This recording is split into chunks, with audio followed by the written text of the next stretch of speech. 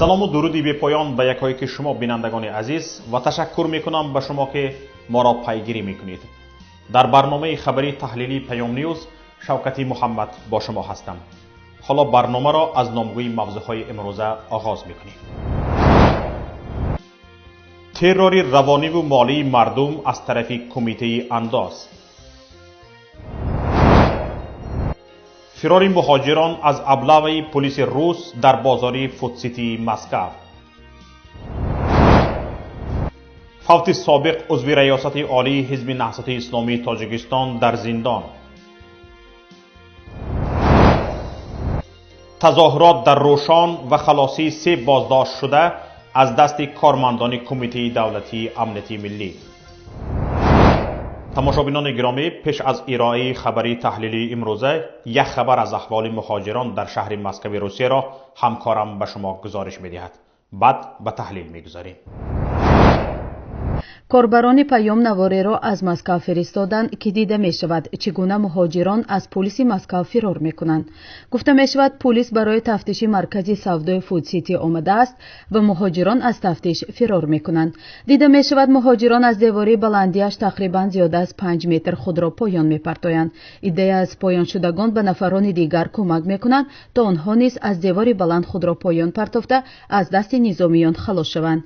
این هم در حالی است که با صدور یک فرمان از جانب رئیس جمهوری روسیه قاعده‌های بودوباشی شهروندان خارجی و افراد بشهروند در این کشور بنابر گسترش بیماری همگیر کووید 19 سبک شده بود. ولادیمیر پوتین رئیس جمهوری روسیه روز 18 اپریل فرمانی را امضا کرده بود که در آن گفته میشد مهلت بودوباشی موقت و ثبت نام مهاجران از 15 مارس تا 15 ایون بازداشته می شود. همچنین روسیه اجازه داد در این مدت مهاجران به پتنت کار کنند. این قانون به کارخانه و شرکت‌های روسیه حق می‌دهد که مهاجران را به پتنت به کار بگیرند. تقریباً 1 میلیون شهروند تاجیکستان در روسیه کار و زندگی می‌کنند. بخش اساسی آنها مهاجری موسمی‌اند و بیشتر در ساختمان‌ها کار می‌کنند. تماشابینان گرامی، شروع می‌کنیم به موضوع اساسی برنامه امروزه. کمیته انداز تاجیکستان نوابسته از شیوع سراسری ویروس کرونا و گرفتاری شدید اقتصادی مردم به ترور مالی و روانی مردم کشور ادامه می‌دهد. رادیوی پیام ده‌ها نامه از شنوندگانش دریافت می‌کند که خبر می‌دهند نهاد زیرتابع نصرت الله دولتزاده آخرین تنهای مردم را با بهانه انداز جریمه ستانیده ایستاده است. طلب پیش پرداخت اندازها از جمله انداز زمین سراسری بوده مردم زیادی را پس درهای شعبه های کمیته انداز جمع کرده است. در این باره تماشابینان، شنوندگان و خوانندگان پایگاه پیام و رادیوی پیام از نواحی وحدت، حصار و رودکی خبر می‌دهند. کاربر پیام از ناحیه وحدت می‌نویسد مردم زیاد در نوبت است. کسی فاصله را رعایت نمی‌کند. همه می‌خواهند تیزتر کارشان را بود کرده به خانه هاشان روند. اگر یک نفر بیمار باشد همه را الکی سرایت کرده است. یک خواننده پایگاه پیام از ناحیه حصار می نویسد بنابر گرفتاری به ویروس کرونا نتوانسته است امسال زمینش را کشت کند. اما در کمیته انداز گفتند کشت نکردن زمین نمیتواند سبب نپرداختن انداز باشد. او میگوید بار چندم است که از شعبه انداز در ناحیه مکتوب‌های به امضا و مهر دریافت می‌کند که به جریمه تهدید می‌کنند. کاربر دیگری رادیوی پیام نیز مکتوب شعبه کمیته انداز در همین ناحیه را ارسال کرده است. در مکتوب از دهقان دعوت می‌شود برای سپاریدن انداز به اداره شعبه حاضر شود. همچنین انداز سپار تهدید شده است که در صورت نپرداختن انداز به جوابگری کشیده می‌شود. به یک دهقان در ناحیه وحدت تهدید شده است که در صورت تا آخری ماه نپرداختن انداز 1500 سومان جریمه می شود. اما تصمیم پرداخت انداز او را به مشکلی دیگر روبرو نموده است. وقتی از دهه به اداره شعبه کمیته انداز ناحیه می رود به او می گویند که در سیستم شعبه چی مشکلی پیدا شده است. به انداز سپارنده امر می کنند که به اداره مرکزی کمیته انداز در پایتخت رفته در آنجا پاچه الکترونی خود را به قید ماند. یک خانم صاحب کار از ناحیه وخش به ما نوشته است که در خانه 2 پیوندش مادر و اپش به بیماری کووید 19 گرفتار شده در دم مرگ هستند. در همین حال از اداره انداز زنگ زده گفتند که انداز خود را برای سال 2020 بسپارد. بر ضمن این از بانک زنگ زده گفتند قرضی برای فعالیت صاحبکاری در ماه ینور گرفته‌اش را پرداخت کند، وگرنه مالکیت در گرو مانده‌اش را بانک از خود میکند. این خانم صاحبکار میگوید اگر ما دولت و حکومت داشته باشیم چرا در همین شب و روز همین مشکلی های مردم را برای سبک کردن کوشش نمی کنند و برعکس جان مردم را در عذاب می گذارند. اگر حکومت و دولت در همین روزهای سخت دستگیری نکند پس حکومت چی در کار است؟ به همین مانند ترور روانی و مالی انداز سپارندگان در تمام کشور ادامه دارد. قبلا رادیوی پیام درباره چنین برخورد در نواحی ولایت‌های ختلان و سوغد خبر داده بود.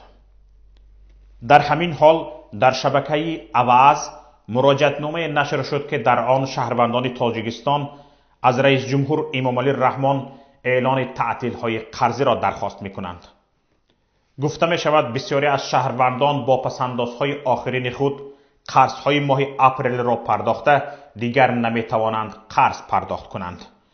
در مراجعتنامه عمومی قید می‌شود که هر یک عائله در تاجیکستان به ضرر و محرومیت‌های زیاد دچار شده است، زیرا هر کدام از این یا آن بانک قرضدار هستند. مؤلفان مراجعتنامه تاکید می‌سازند که تا پیدایش کرونا ویروس نو سر وقت و از روی وجدان قرض‌های خود را پرداخت می‌کردند، لیکن امروز به این قادر نیستند. در مراجعتنامه آمده است در شرطنامه با بانک‌ها بندی هست که در آن حالت غیر منتظره یعنی فوق‌العاده ذکر شده در آن بانک‌ها باید شرایط مزاج را به عنایت گیرند، لیکن بانک‌ها اعتراف پاندمی را همچون حالت غیر منتظره رد می‌کنند.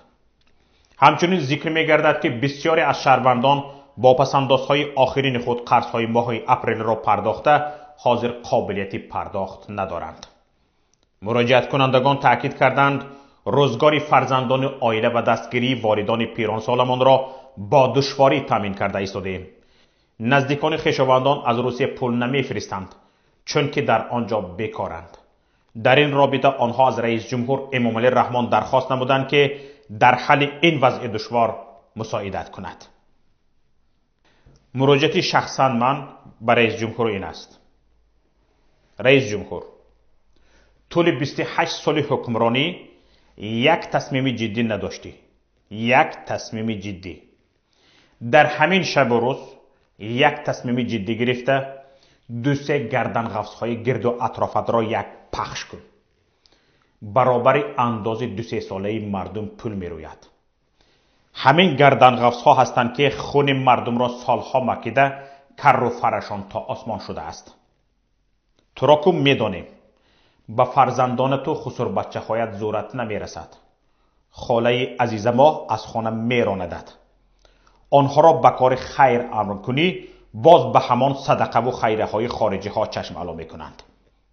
خودت هم از امتحان مردم نگذشتی. شرم نه، حیا نه، کمکی به شهردوستانه خارجی ها را 90% به کیسه زده 10% از نام خودت به مردم تقسیم میکنی. لیکن این گردن غفص نصرت الله دولتزاده رئیس کمیته انداز به حد پرقوت نیست که تو زورت نرسد. بازداشت و مصادره مال ملک اینها عمر سیاسی خودت را هم کم کم دراز میکند. این آدم نصرت الله دولتزاده کمش 200-300 میلیون پول دزدی را پنهان کرده است که 2 ماه کشور را کفایت میکند. شاید در این مابین 2 ماه از کرونا ویروس کووید 19 هم خلاص شویم. همین یک نصرت الله دولتزاده را پخش کنی مردم از کرونا ویروس خلاص می شود. تمام دهقانان و صاحبکاران خرد کشور را دوباره جریمه کنی این مقدار پول جمع کرده نمی توانی. حالان که هزارها هزار مردم بدبینت می شوند. از این هم زیاد بدت می بینند. حالا در سیمای تو دیوی 7 را می بینند. تو حاضر یک نصرت الله دولتزاده را مانده تمام مردم را به ضد خودت خیزانیده ایستاده ای. بگیر همین را پخش کن، تمام مردم جانش خلاص، یک کم عمر سیاسیت درازتر می شود. پگاه این را بازداشت کرده پولش را صرف احتیاج کشور کن، ما نامزدی نوبتی را برایت آماده کردن میگیریم. امروز دولت زاده، پگاه دولت زاده، پس فردای دیگر با یک نفر دیگر را برایت یافته میدیم. اگر تو ندانی که این زیر دستانت چقدر پول مردم را، خون مردم را میمکند. باز فکر نکنی که نوبت به دامادهایت نمیرسد. میرسد. فقط با بازداشت اینها کمی نوبت دامادها و خودت را قفاتر میپرتایی.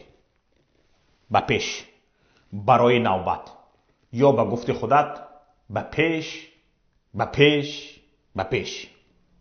به پیش، به پیش، به پیش. تماشابینان عزیز، برنامه ما ادامه دارد. بابایف عبدالستار، سابق رئیس بخش ناحیوی حزب نهضت اسلامی تاجیکستان و ازوی رايوستی عالی این حزب در زندان خوجند به شهادت رسید. شرح این خبر و چند واقعه و رویدادهای دیگر را اکنون در گزارش همکارم صفیه واحد بشنوید. بابایف عبدالستار، سابق رئیس بخش ناحیوی حزب نهضت اسلامی تاجیکستان و عضو رايوستی عالی این حزب در زندان خوجند به شهادت رسید. طبق اطلاع منبع پیام، مقامات سبب فوتی بابایف عبدالستار 66 ساله را از بیماری قلب عنوان کردند. اما این منبع ما میگوید به گمان غالب از کووید 19 به شهادت رسیده است. زیرا از گرفتاریش به این ویروس چند روز پیش پیوندانش آگاه شده بودند. بابایف عبدالستار سنه 29 اکتبر سال 1954 در محله سریحصار جماعت چارکوهی شهر اصفهان به دنیا آمده است. به حیث مصاحب در اداره سلپا جمعیت مصرف کنندگان روستا کار کرده در کوتاه مدت به وظیفه سرمحاسبی رسیده است. بنابر حلال کاریش که در یک مدت کوتاه میان مردم نفوذ بسیار پیدا نموده است. سال 2010 وکیل محله سریحصار جماعت دهاتی چارکوه انتخاب شد. چند مراتبه چون بهترین وکیل و فعال جامعه از جانب مقامات شهر با افتخارنامه ها قدردانی هم شده بود. اعتبار او در جامعه و متخصص خوب بودنش باعث شد مقامات چند مراتبه کوشش کنند عبدالستار بابایف از عضویت حزب نهضت اسلامی تاجیکستان دست کشد. اما نه دعوت، نه فرمان و نه تهدیدشان هم کار نگرفت. با راه اهانت و تهمت گذشتند. در موج حبس‌های گسترده در سپتامبر سال 2015 عبدالستار بابایف را هم با اتهام نگاه داشتن 24 دانه تیر در منزل شخصیش دستگیر نمودند. به گفته نزدیکانش نیمه دوم 22 سپتامبر سال 2015 بگاه عید قربان بود که 4 ماشین با کارمندانی لباس نظامی داشته شعبه کارهای داخلی شهر اصفهان حاضر شدند و با تهمت نگهداری تیر در خانه بردند. مرافعه سودی پس درهای بسته گذشت و کسی از وقت برگزاریش آگاه هم نبود.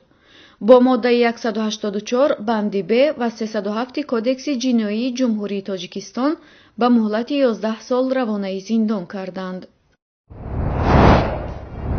در مرز بین دهه‌های پل آفتابرویه جماعت واروخ و دهه چیچیلیق قرقیزستان بین ساکنان مناقشه رخ داده است. مناقشه با تیرپرانی بین مرزبان‌های تاجیک و قرقیز پیچیده در جریان مرزبان تاجیک ظاهرف دولتیار از پایش زخمی شده است. نیروهای مرزبانی تاجیکستان چوپان‌های قرقیز را گناهکار کردند که وارد قلمرو تاجیکستان شده دست به مناقشه زدند. طور مرکزی مطبوعاتی قشون‌های سرحدی کمیتای دولتی امنیتی ملی جمهوری تاجیکستان خبر می‌دهد این حادثه صبح 24 می ساعت تخمیناً 10:30 روی داده است. در همین حال خدمات دولتی مرزبانی قرقیزستان گفته که اول افراد ناشناس از قلمرو تاجیکستان به سوی مرزبان‌های قرقیزستان تیر کشیدند و دیرتر ساعت 11:40 بین سرحدبان‌های قرقیزستان و تاجیکستان تیرپرانی صورت گرفت. از طرف قرقیزستان کسی آسیب ندیده است.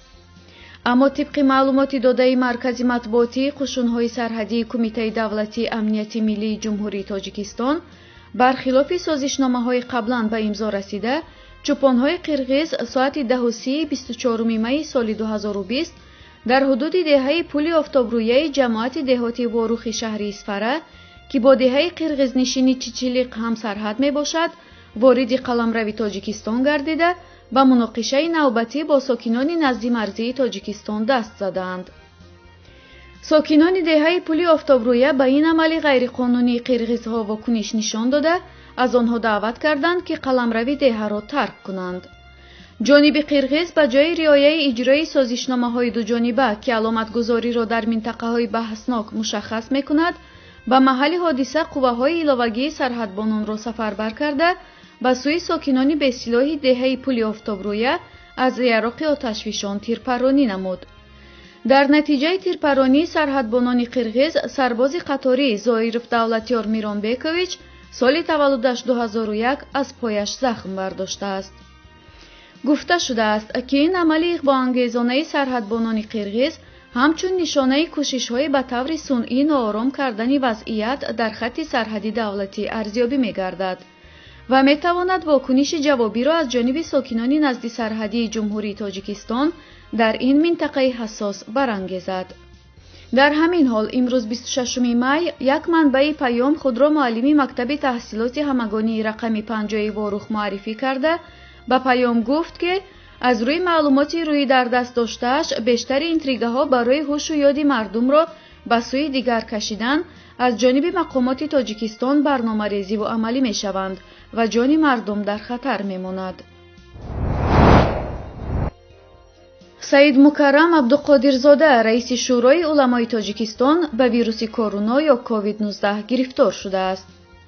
طبق اطلاع منبع معتمد پیام، تشخیص سید مکرم عبدالقادرزاده 4 روز قبل وجود ویروس کرونا در او را تصدیق کرده، رئیس شورای علما حالا در خانه‌اش طبابت می‌گیرد. وضع سلامتی مفتی تاجیکستان زمانی که این خبر دسترس شد، معتدل ارزیابی می‌شد و طبیبان نیاز به بستری سازی او در بیمارخانه را ندیدند. قبلا منابع پیام از درگذشت پسرعمک مفتی اشانی سیولی در ناحیه وخش خبر داده بودند. گفته می شود اشانی سیولی از بیماری قند رنج می برد و روز 17 می درگذشته یک روز پس به خاک سپاریده شد. منبع پیام خبر داده بود 2 برادر اشانی سیولی هم گرفتار کووید 19 هستند و در خانه هایشان طبابت می گیرند. یک گروه ساکنان ناحیه روشون ولایت مختار کوهستانی بدخشان در نزد بینای شعبه کمیته دولتی امنیتی ملی دیروز 25 می دست به اعتراض زده 3 جوانی را که از جانب کارمندان امنیت بازداشت شده بودند آزاد کردند. در این باره سامانه اخبار با تکیه به منابعش خبر داد. بنا به اطلاع منبع روز 25 می این 3 نفر که یکیش ازوی سابق اتحاد نیروهای مخالفین بوده است برای تجلیل عید از خاروغ به دهه درزودی ناحیه رشون آمدند و در اینجا از جانب کارمندان کمیته دولتی امنیتی ملی دستگیر شدند. اما یکی از این جوانان توانسته است از بازداشت فرار کرده به مردم خبر دهد و ساکنان در نزد بینای شعبه امنیت جمع شدند. منبع می نویسد که ساکنان از کارمندان امنیت طلب کردند که بازداشت شده ها را آزاد کنند. کارمندان امنیت با مقصد پراکنده کردن اعتراضگران به هوا تیر خالی کردند ولی نتوانستند ازدحام را پراکنده کنند. گفته می شود از بس که شماره اعتراضگران زیاد بود تلاش کارمندان امنیت برای انتقال 2 بازداشت شده باقی مانده به قرارگاه نیروهای مرزبانی به نتیجه مانده است. مردم هر دو را از دست مقامات کشیده گرفتند. منبع خبر از این بیش قضیه را شرح نداده است. مقامات نیز به طور رسمی درباره حادثه آخر در ناحیه رشون شرحی ندادند. اما روز 22 می خبرگزاری خاور درباره زخمی شدن یک سردار شعبه مقامات امنیتی ناحیه رشون سمریدین چویانوف هنگام بازداشت شرف قابلوف نام ساکن 44 ساله دهه برشون خبر داده بود. گفته می شد که قابلوف به قاچاق مواد مخدر ایبدار می شد و هنگام بازداشت سردار شعبه امنیت را با کارد زخمی کرده است. از زمان شیوع کرونا ویروس 14 نفر افغانستانی در تاجیکستان با گرفتاری به کرونا ویروس فوتیدند. این خبر را عبدالمصور بهادری رئیس جمعیت مهاجران افغانستان در تاجیکستان موسوم به آریانا در صحبت با سامانه اسپوتنیک اعلام کرده گفته است که همه فوتیدگان در آرامگاه تپه‌راحتی به خاک سپرده شدند. با گفته بهادری، پزشکان علت مرگ بیشترین افراد را التهاب شش و برخی را هم مشکل قلبی و دیابت اعلام کردند. این هم در حالی است که بنا به اطلاع رسمی وزارت تندرستی تا ساعت 19:25 می به حساب عمومی تنها 46 نفر وفات کرده است. همچنین 3100 نفر با تشخیص سرایت کرونا ویروسی نوی کووید 19 آشکار گردیده، از این بیماری تاکنون در مملکت 1395 نفر شفا یافتند. اما در سامانه https://kvtg.info تا شام 25 می علاقه 349 قربانی کرونا ویروس و پنیومونیا در تاجیکستان را رویخط کردند. طبق این رویخط 57 نفر فوتیدگان طبیبان می باشند. به نهایت برنامه تحلیلی خبری پیام نیوز رسیدیم. برنامه‌های دیگری رادیویی ما و مطلب‌های ما را در پایگاه PAYOMNEWS و شبکه‌های اجتماعی پیگیری کنید. انتظار پیشنهاد ملاحظه‌ها و همکاری‌های شما هستیم. خدا حافظ.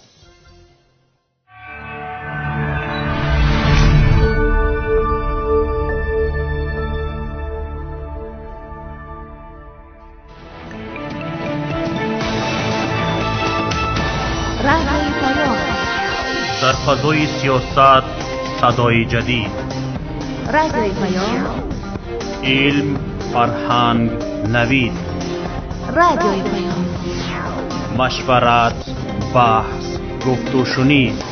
در تمام دنیا روی رسانه اینترنتی رادیو پیام .net